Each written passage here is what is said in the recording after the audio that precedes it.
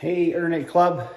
It's been a while since we started this workout journey, so I just wanted to check in and keep myself encouraged, hopefully keep somebody else encouraged. So yeah, I made them concrete dumbbells. They're still out in the shop. I use them if I'm out there, but I did buy one nice adjustable, where is it here? An adjustable weight one. And I just keep it in here, and it's worked good because I started at 20 pounds and then now I'm up to about 30. And then Melissa had a 40-pound kettlebell, so I used that. And them are the only two things that that I use for my exercise program. So I just wanted to run through quick. I did get a mat because when I was doing my sit-ups and stuff, I put it on top of the carpet just to kind of try and help a little bit. Bear with me.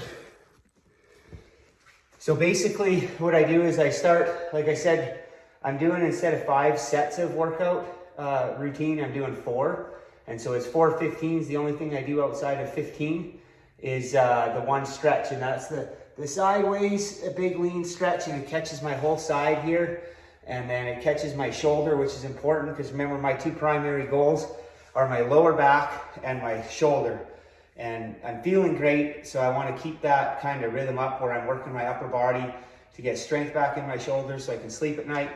My lower back has really improved. I attribute some of that to stopping drinking coffee. I've had the odd cup here or there, but because I've been drinking so much water, it just seems like coffee has dwindled to the wayside. So I think that's a part of my lower back starting to feel better too.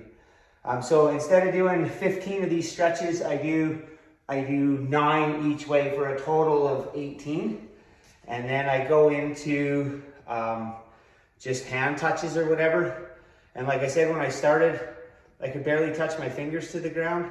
And now I can almost touch flat-handed. So I do 1, and then I go all the way back, and then I stretch as far as I can back, and that's 1, and then go down, and I do 15 of them.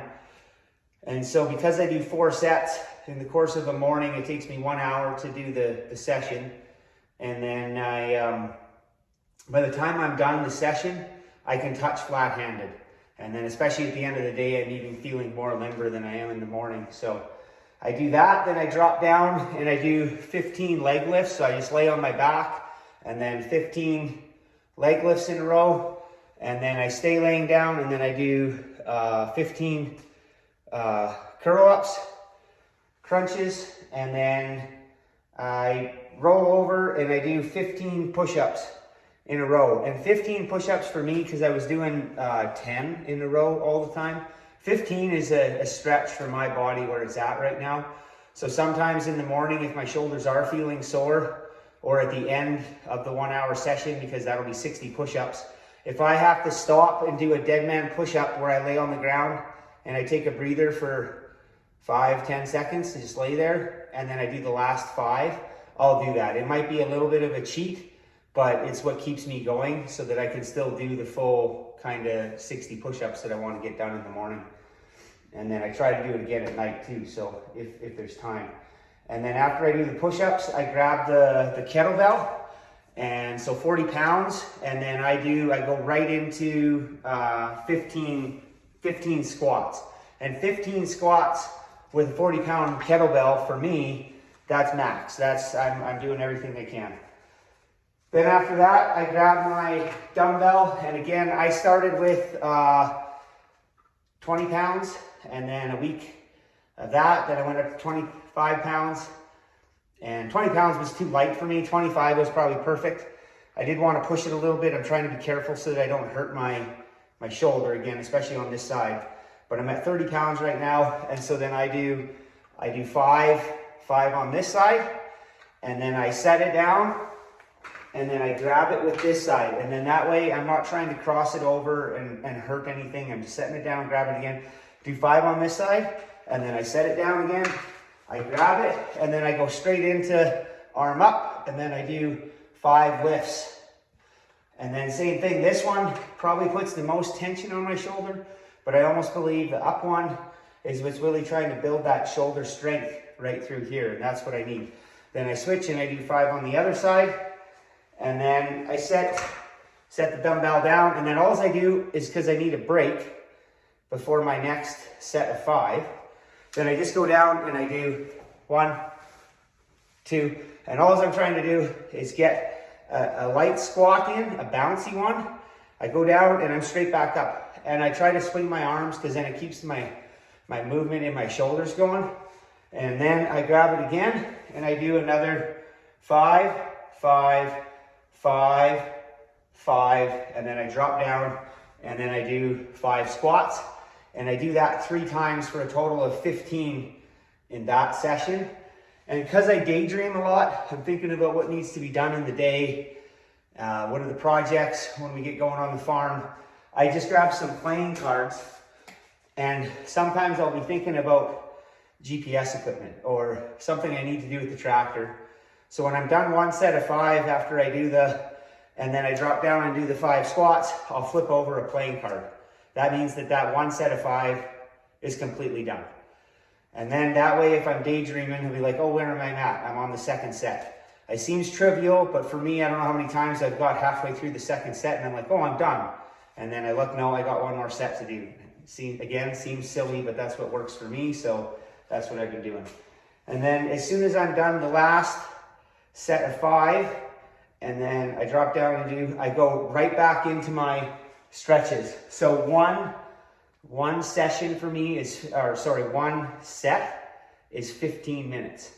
And I can't dawdle too much. Probably if I sped it up, it would be 13 minutes. And if I dawdle, I could push it out to like 17 minutes. So I've got to, if I want to get everything done in an hour and feel like that I did a full body workout and that like I got the sweat pouring and I feel like I'm good, then I want to hit that hour, because anything past an hour, I don't have time for that. So again, if 15 minutes works for you, if 5 minutes works for you, the worst excuse that I ever had was doing nothing. Doing nothing is easy. And what I would challenge you, what I've been thinking about this week, is some people give you a little hard time here or there. Oh, you're putting a lot of time into working out. And here's the challenge, especially if you're a family man, you got kids, you got things going on, and you do need to be very much part of that family time. The habit that I've seen for me, and I can't speak for anybody else, but I would literally grab that device that's videoing this right now, that phone, and I would look each day what your screen time is. And I would challenge you on that screen time to honestly evaluate if that amount of screen time has promoted your family time. Has it promoted your health? So say your screen time is running to 3-4 hours a day. And maybe an hour of that for me is to actually do with farming stuff. I need to look something up. I need to work on some GPS stuff. So I'm watching tutorials on YouTube. I'm doing something that is completely legitimate. The other part of the time, I don't know if I'm on Kijiji or Ritchie Brothers or whatever the thing is, and it's wasting time. And I don't think that the time that I'm spending on Kijiji is time that I'm spending with my family. Now, if my family is busy and they're working on homework or they're doing something else, then I would question why I couldn't take some of that screen time and promote it into my health to make me feel better for my back, for my shoulder, and just get me generally in better shape. So if that's something that you see on your phone, then I would work on cutting down that time and putting that into your exercise program. If there's TV time at night and you're not into watching TV, well, what's the big deal if you come out and you work out for that 15 minutes, for that half hour, for that 45 minutes, whatever you can legitimately decide that you can do and stick with it. And that's the biggest thing, remember what I said, is sometimes we look and we're like, oh, I want to do an hour a morning. And your life cannot accommodate an hour a morning. Don't set the goal that you can't achieve. And if you set that goal, then stick to it and earn it. And remember that earn it philosophy about it's not going to just come to you. You're going to have to work hard at it and keep it up so that it becomes part of your daily habits. And that's the biggest thing, right? You need to go 3 weeks, 5 weeks, 7 weeks, some amount of time. So the biggest encouragement that I've had since we started on the 8th is just with them push-ups. We still continue part of that club. Because I'm doing 60 push-ups as part of my routine in the morning and 60 at night, that's giving me 120.